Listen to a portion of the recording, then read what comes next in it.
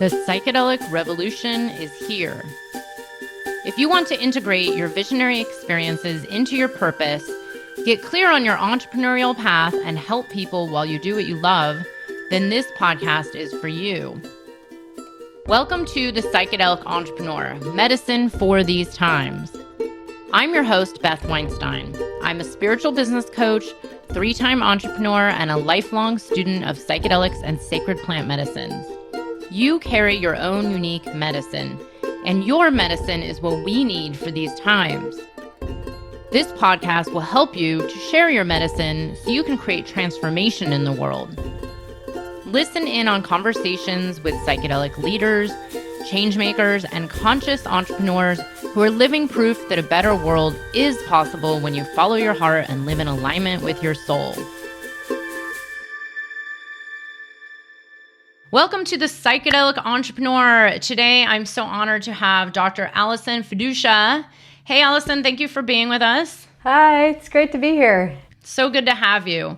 So Allison is a neuropharmacologist, psychedelic researcher, and a builder of virtual and in-person communities. She's the co-founder of Psychedelic Support and Project New Day. In these roles, Allison facilitates the spreading of evidence-based knowledge, connection to resources, and strategies for individuals to maximize the potential therapeutic benefits of psychedelics through safe and responsible practices. Prior to this, she worked on studies researching psychedelics and treatments for mental health conditions at universities, NIH, and MAPS.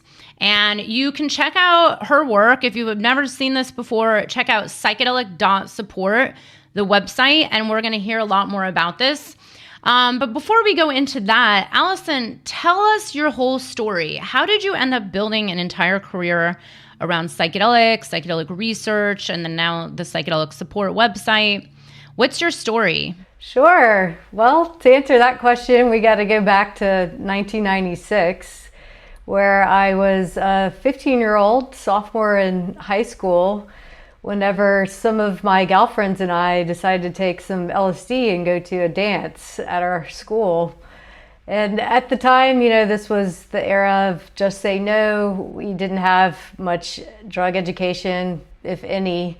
And we really thought that the 60s, I was getting into like Janis Joplin and Jimi Hendrix, the Beat Poets. All of this was really speaking to me as a young person, and wanted to explore what they were up to back then, and kind of knew that there was more to the story than just these compounds could fry your brain and leave you like a egg frying in a pan.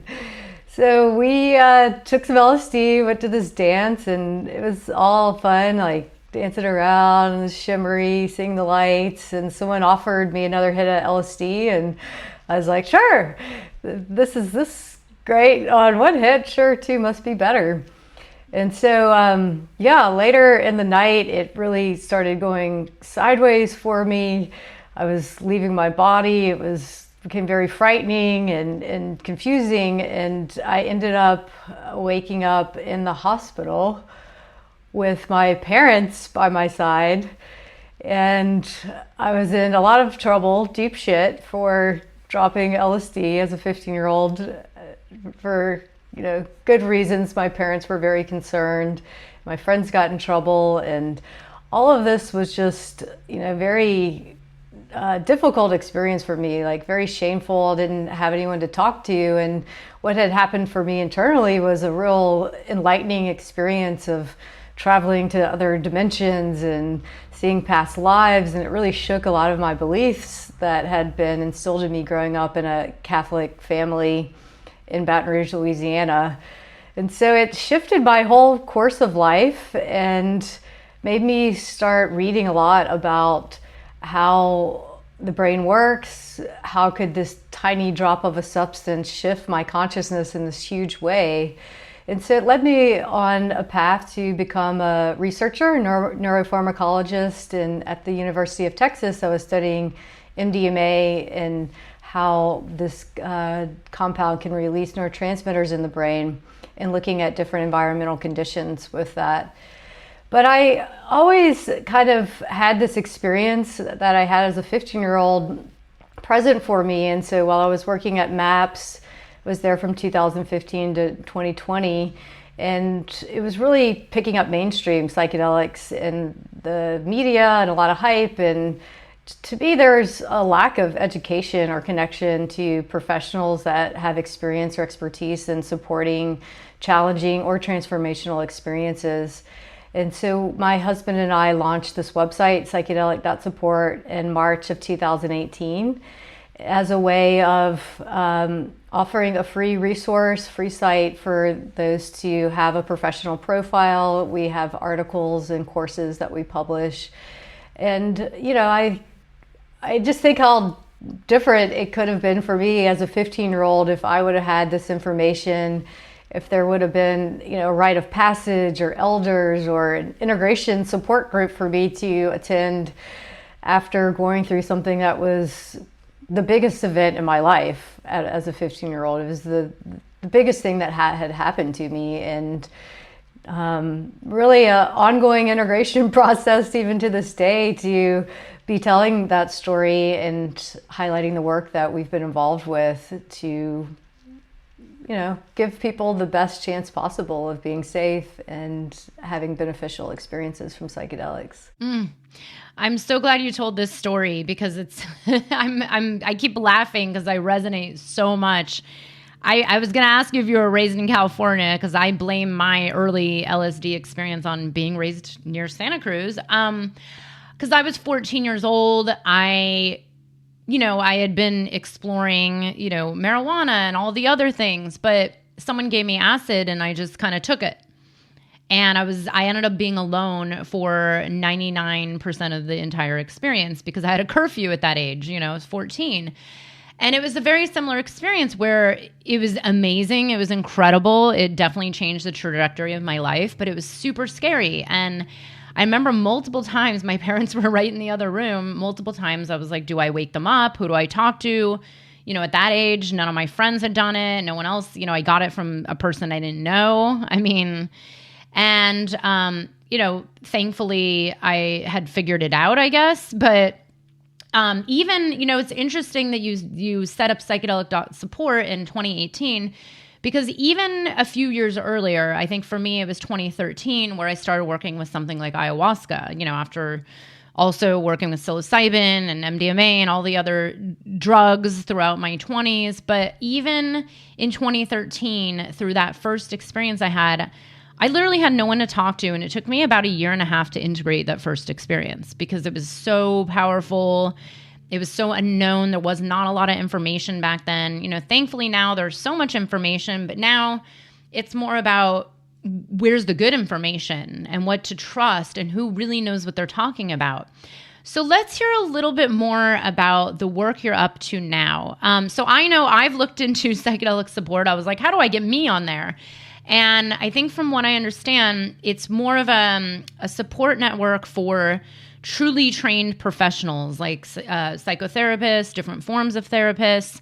I'm also wondering if, and maybe you can tell us a lot more about it, is this also a platform for, say, psychedelic integration coaches or somatic coaches? Like, let's say people that don't have the formal 6 years training as a therapist, but maybe they've gone through other training. Like, tell us a little bit more about the vision for Psychedelic Support. Yeah, sure. So our network is licensed health professionals and clinics, and we are very interested in expanding the community directory, which is currently right now peer support groups and other organizations that are offering regular events and ways to meet up around topics around psychedelics.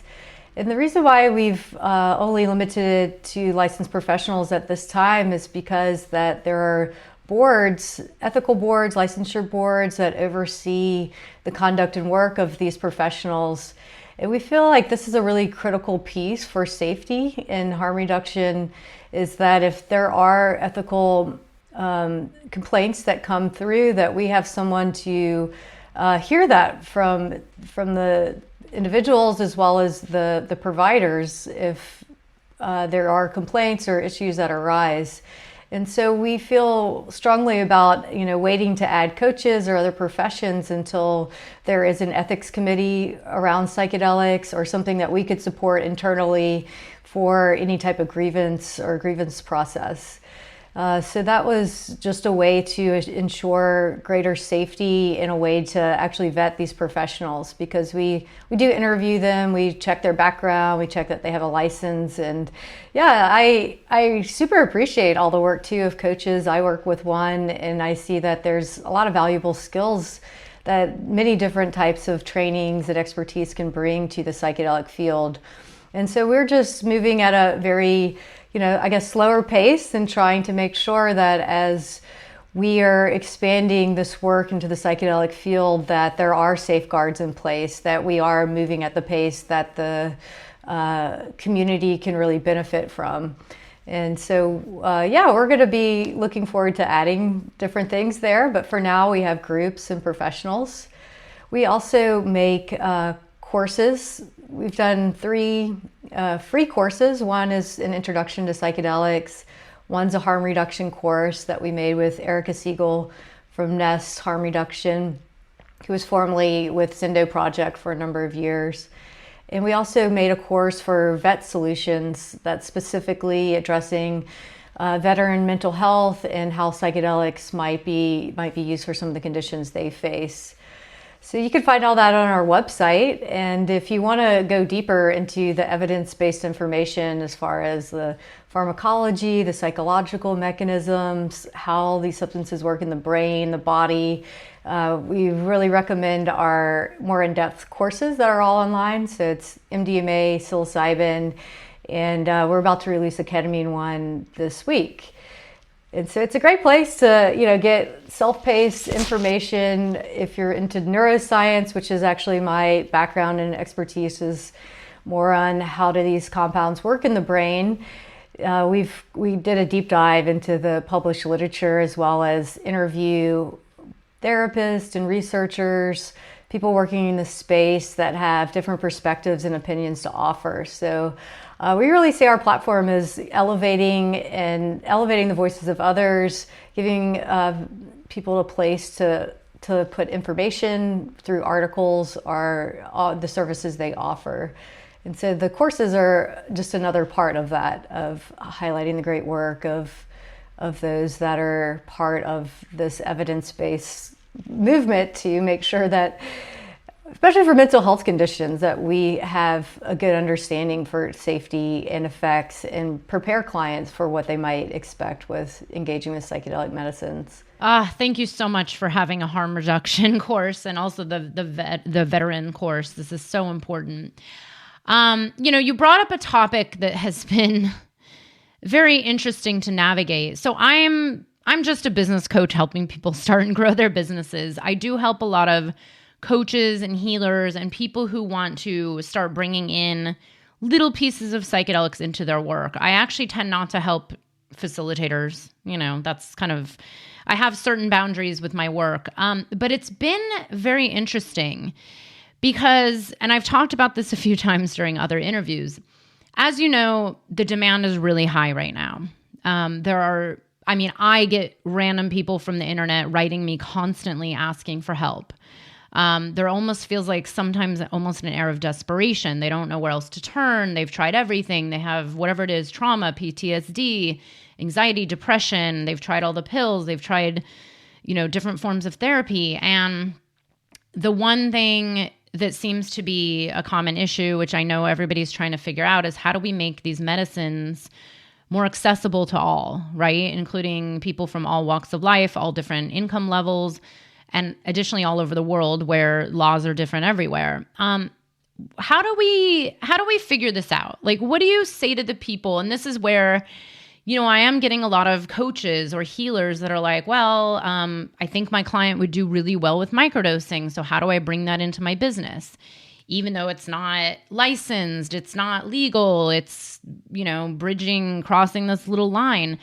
What do you say to that? Like, what is the solution for people? And let's get real. People I know, like some of my clients who are actually in the healthcare field, nurses, therapists, even some doctors, Some of them have had trouble even getting into some of these training programs because, again, the demand is really high and the supply for training is not there yet. And I know even Rick Doblin has talked about this, but what do we do about this? Like, what do you feel like is a realistic solution to serve the people that need help, but also serve from a place of, safety and ethics and, holding the right space? And how does one build this trust? Like, do you have any ideas around this, or what have you and your circle been discussing about this issue?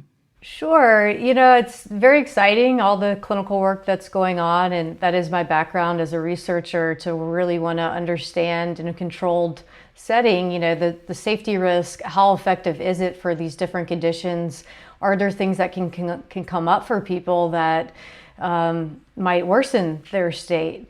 And these are all really real concerns, as well as the vulnerable states that someone is under the influence of psychedelics, and how does that influence or interact with the provider of this compound who is sitting with them. So this is known that there can be manipulation or abuses of power, and that's a real concern that we need to be building in safeguards, making sure that people are well trained and supervised. So that's a big component of MAPS training, is that there is this phase of learning, but also the opportunity to get feedback from someone that's done this work for years, and to have reflection on how they're treating cases. And, I think there is a differentiation that we need to start thinking about of, if somebody comes and they have a long history of mental health conditions, like, who is the best person for them to work with a powerful tool like psychedelics? It can really bring up a lot, especially trauma memories. It can make cases worse. It can make symptoms worse if someone has psychotic type disorders. And so, I kind of worry if people don't have the training or expertise to really hold these kind of cases, that it could actually make it worse for someone. But on the other hand, it is true that there's a lot of people that are relatively healthy, but may be able to have added benefits from psychedelics or microdosing, even though that's also not been shown to be better than placebo.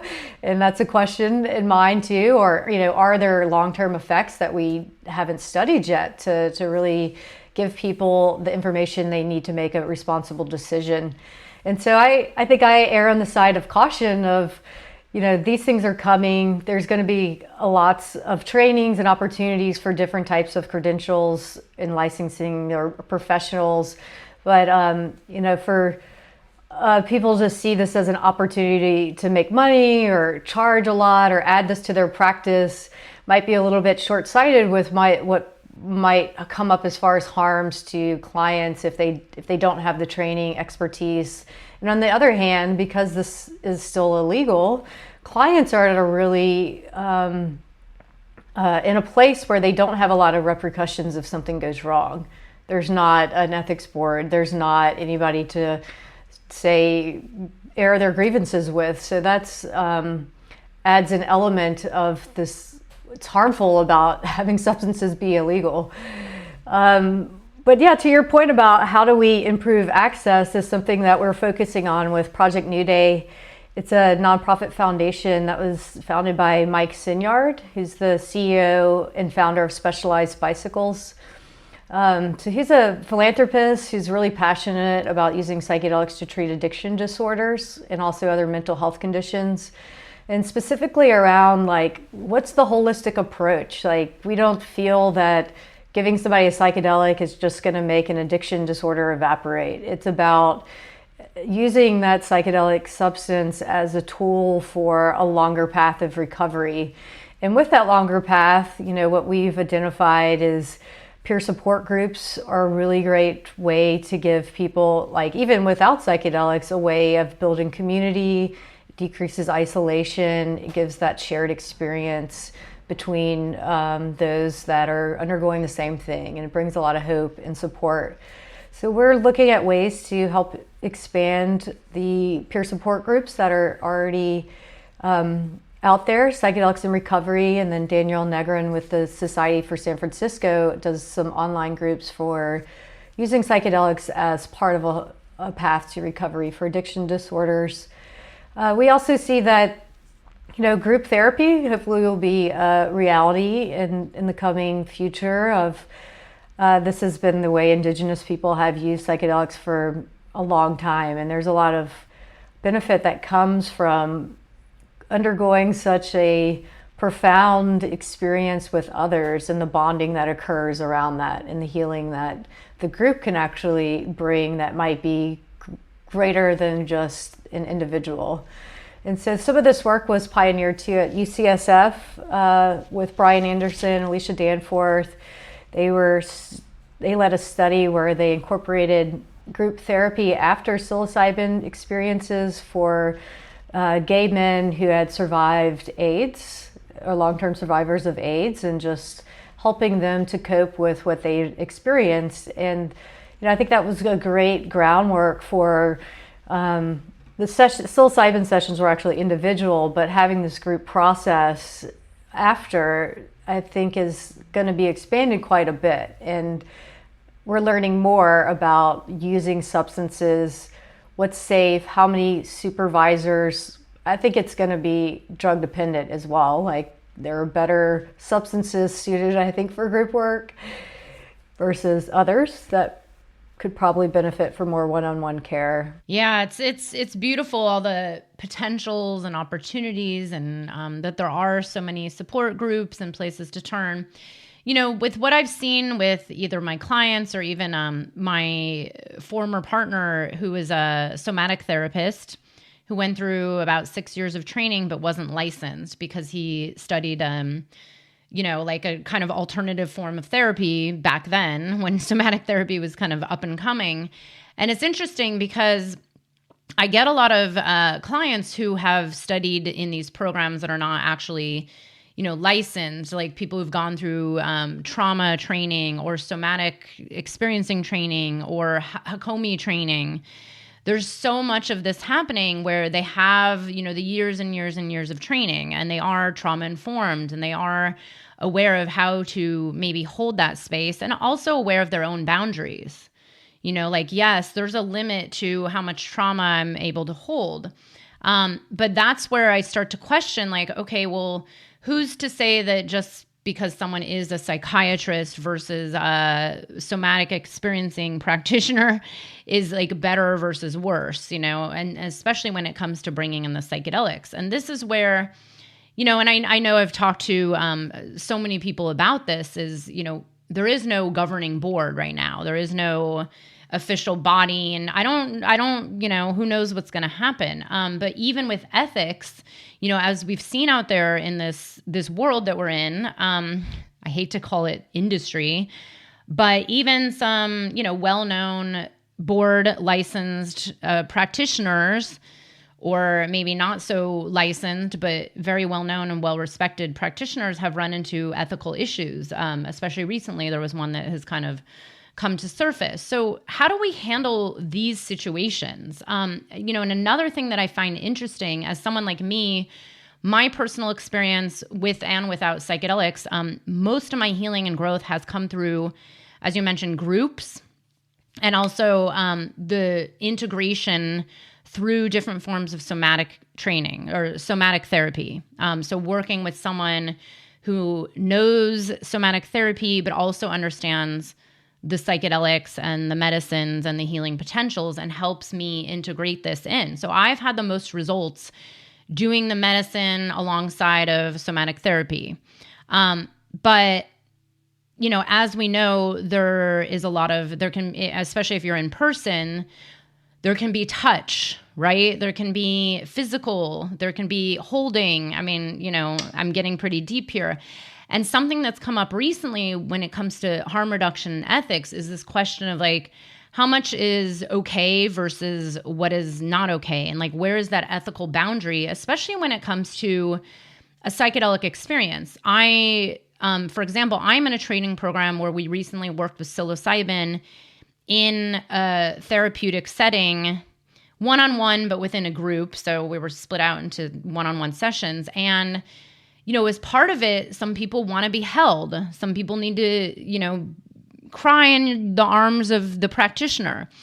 And where is that ethical boundary of when something like that is okay or not okay? Like, where is it not going to get someone in trouble? Where is it therapeutic versus harmful? And I'm wondering, do you know, is anyone out there like trying to write the rules? Because it's kind of a weird world, and I feel like this is going to come up more and more and more as these questions of like, well, was that okay what that one therapist did with her client, 15, 20 years ago? Like, was that okay or was that not okay?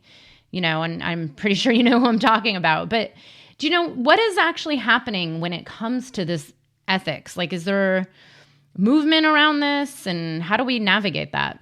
Yeah, I mean, there's, I think, a lot of work to be done in this area. There's different groups approaching this through different ways. So the psilocybin initiative in Oregon is putting together a certification process that will include people that aren't licensed health providers. It will include a mechanism too for them to get certified to deliver psilocybin. And I think that's a really essential place to start is, if there's a certification that can be removed or an accreditation saying that, yeah, you've met the competencies, you're practicing in best standards, there are no ethical complaints that haven't been resolved around your work. If there's nothing to take away from people or nothing to say that this is the standard that we wish to see for safety reasons, then that there's kind of, it's just wild, wild west. It's anybody can hang out a shingle saying that they offer this, that, or the other, and they've done some esoteric trainings online, and you're safe, your mental state is safe with me. And I see that there's a lot of different ways to, approach the ethical considerations, which if you're going to be delivering FDA approved medications, the drug sponsors will have specific training, competency, certifications for that. So it's probably going to happen on many different levels. And then for, the community, as we think of, maybe the future state where psychedelics are legalized or decriminalized in a lot more places, then how do you find someone that is safe and trustworthy, which is one of the reasons why we put up the site Psychedelic Support and ask the providers to be following a code of conduct, and also that we take feedback and we can remove people from our site. So we are wanting to create greater safety by giving a platform to people that are upholding, as far as we know, good ethics and good standards. So there are, I think there is going to be lots of room for many different types of professions. But just like, if you're going to have surgery, you're probably not going to want to go see an unlicensed surgeon. There's something, an energy healer. Yeah, there's something important. So, that's the other piece is like just understanding competencies of different professions and knowing where you are. And maybe, what we're trying to create too with our site is a way of networking and collaboration of care around clients. So it might be that you do go see a therapy team. So that's another way that safety is brought in by having two professionals work with one person. So it might be that you undergo a treatment with licensed professionals who then can hand you off to a support group or a coach or a somatic therapist or a body worker or some other way to really support the integration process that could be less expensive for one. Usually different professions, the licensed professionals charge the most because of all the degree criteria and everything they had to go to get that license. But I really see that it could be a fluid way of people, having experiences or like at a retreat center or something like that, and then working with different professionals for their long-term care or with groups or peer support and helping, peer providers to also be well educated on how to support someone and knowing when they should encourage that person to seek a professional for help. So I agree that, everybody is new to this when we think about using it for treatment. So just because someone is a licensed professional, like you were saying, does not absolve them from making mistakes or from really causing harm to people, but it does have this extra level of there's something to be removed from saying that they are approved to play this role and to have really it's a lot of you're in a very powerful position when you are administering a substance to someone and they're trusting their psychological state with you. So I really think there's a lot to be done in this area, and recent events and just keeps coming up. So if we see that there's only been a couple hundred people treated in clinical trials, yet there have been some grave problems with a therapist, and then outside of the clinical trials that we know of, other allegations, it's sort of makes me think of the Catholic priest, and is there something here that there is going to be some percent of people that are really drawn to this field, narcissistic personality types, or people knowing that someone's in a vulnerable state and a way to prey upon people. I think this is a reality that this field needs to confront and really be placing lots of safeguards in place to ensure that there is a way for people to feel safe, for there to be credentialing, for there to be a way to remove credentialing. And we're excited about helping to lay some of the groundwork around that through our site of just creating a community that is really high quality and high caliber type of providers that are in it. Yeah, these are so many good points here. And I love what you said about this idea of, because as we know, there's more and more retreats and retreat centers and places people are traveling to. And then, it's okay, maybe that's where you go do the work and then you get handed off to someone else, like some other support provider, integration specialist or a somatic therapist. And yes, it's all a learning process. It's happening so fast. It's so new. And I'm sure like everything, there will be hiccups. Humans are humans. And I think this right here and the work you're doing, providing the transparency and the discussions and the sharing of knowledge and information, I think this is where it's at. This is going to be so much more important. And thankfully, it seems to be happening. Hopefully, it will happen more and more. A couple more questions. So I'm curious what you see about the future for working with psychedelics in other areas. So other areas outside of the therapeutic setting. So for example, I actually have a few clients who are trained death doulas, who've worked with, again, this is such a new field. It's kind of like psychedelics as well, even though let's be honest, it's ancient, right? Death has always been here. But when I interviewed Paul Stamets a few years ago and the Oregon 109 measure passed, this came from a place of wanting to be able to provide psilocybin for end-of-life anxiety as one of the many treatment benefits. What about these other areas where people are starting to want to bring in psychedelics into, let's say, end-of-life care or hospice care? I cannot tell you the amount of people I've been talking to who are actual hospice providers right now, who do not like the system because it's, pretty much a broken system, and see this alternative system where it's much more human-centered. And they bring in the spirituality and they bring in the psychedelics to ease the end-of-life experience for both, the actual person dying and then maybe the family. And then I do know people who've been talking about bringing psychedelics into, let's say, couples work or sexual work or parenting, and even people who've treated their children.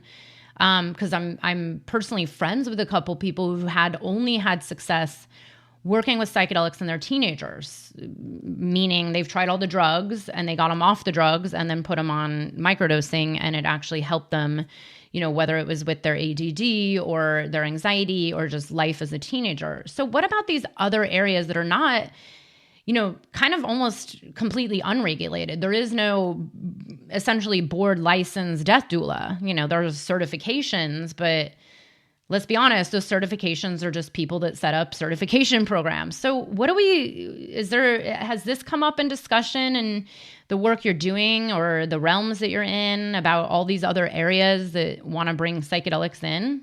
Yeah, so I can speak a little bit to the end of life piece.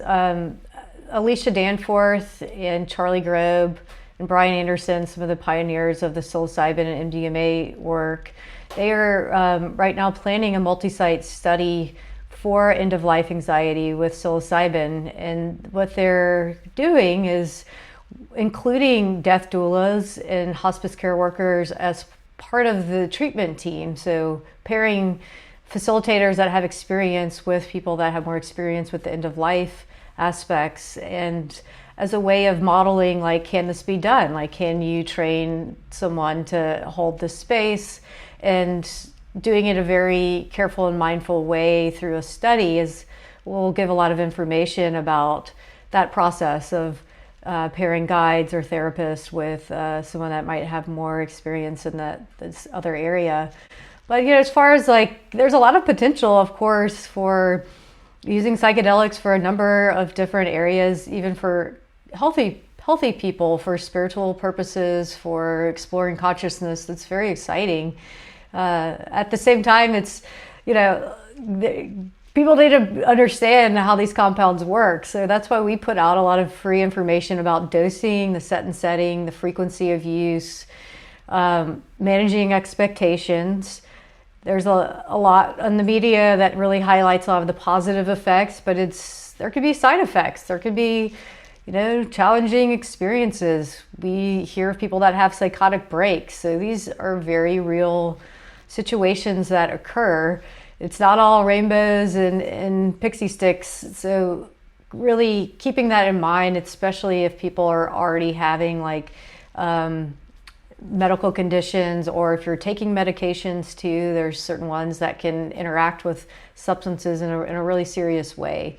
So I think it's all very exciting, and I like to follow research as well and know what the limitations might be with how we are presenting psychedelics to the public as what is the real safety concerns or not, and what can we do as a community to look at different models. So I am, a researcher, and I've done a lot more in the medical model, but I also see the value in a church model or in a community group model where there are regulated ways or understanding of how these substances can be applied, and the group agrees upon that, and there's strong leadership to help facilitate all of this in an ethical way.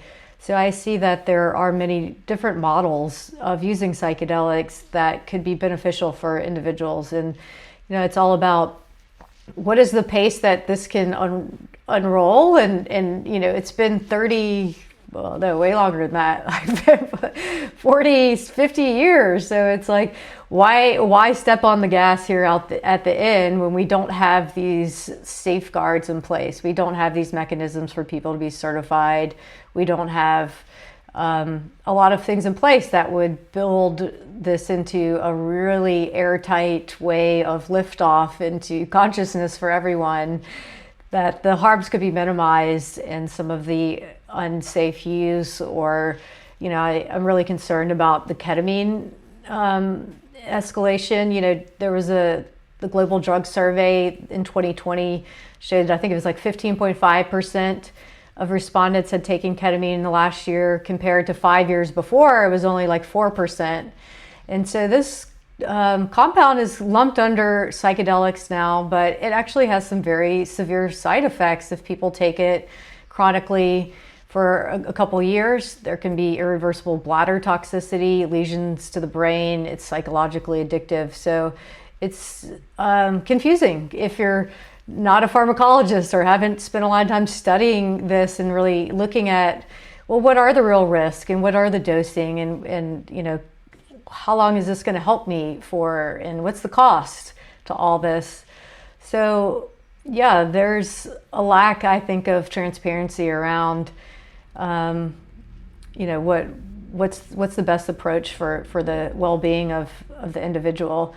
And as there's more and more of these drugs that are going to be made into medicines through FDA regulated processes, probably in 5 to 7 years, how is a doctor going to discern between all the different options out there? are you mixing and matching compounds and trying it out and like using, people as an exploration of these new medical tools and just because it's the hot new thing doesn't mean it's necessarily going to be helpful for people. So I'm really in favor of like, what can we learn? And like, what do we already know? Like how can we slow this process down to assure safety? Slow and easy. Yeah. No, I love that you mentioned it's not all unicorns and rainbows. And actually it's interesting because I don't work with ketamine at all, many years ago when I was younger, but I agree. When I found out, I didn't even realize how easy it was to not only acquire, but become, a distributor or a facilitator. And I was like, wow, that was fast. So I'm really glad you're bringing up this perspective. And this is why I wanted to bring you on as a neuropharmacologist. So, Allison, I know you have to go, but one last question that I feel is so important. What is it that you're working on now besides Psychedelic Support and Project New Day? What's coming up for you next? Are you still involved at MAPS? I thought you were for some reason, but I guess maybe not. But what's on your radar in the next year, so people can follow you and watch out for what's coming up? Yeah, well, I'm still a close ally with MAPS, and we work on some publications. We just put out one in the Journal of Psychiatry that was co-authored with some of the MAPS folks there. But yeah, what's coming up? We are excited to be, maybe creating an ethics course. We want to help support and expand the training opportunities. So on our platform, we have our content, but other high quality trainings and workshops we like to help promote and share the good work of others. So we're excited about that piece. We're also diving into with Project New Day, and it's going to be making some exciting announcements soon about some of the groups we're going to be supporting for the addiction programs and helping to advocate for more research, more understanding about how to use psychedelic compounds for mental health conditions, and as well as, how can we support community access and be safe and mindful with how we approach the mainstreaming of psychedelics. Oh, I'm so glad you're doing this important work. This is someone I know just had her 19-year-old son die of an overdose from a very addictive drug that's out there. And I told her, I was like, wow, it's just so interesting how there's so many alternatives that could have helped him, at that young age, but it's just not there yet. It's not accessible. It's not legal. But I'm really glad you're doing this important work. And please send me more information about this ethics course and the harm reduction course, because I know I have a lot of clients who'd be interested, and I know a lot of our listeners who want to get into this realm. This is the one thing I do tell people, look, if you're, I really advise getting some sort of training. I personally, if you can't go through a whole entire training program, or if you're not an actual therapist, at least get some kind of trauma-informed somatic therapy training. But also the harm reduction, it's so important just to understand. And actually, I love the idea of really learning about the neuropharmacology and understand how these substances work to, again, reduce harm. That's one thing I'm very big into with my clients is if you're going to work with people, even in a microdosing level, you have to make, put the client's safety first before anything.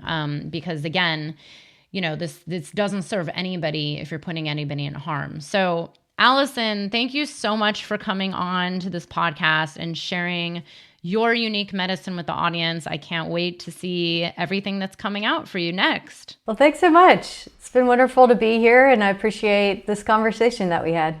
Awesome. And everybody, just be sure to check out the show notes where we're going to have links to Psychedelic.support and Project New Day.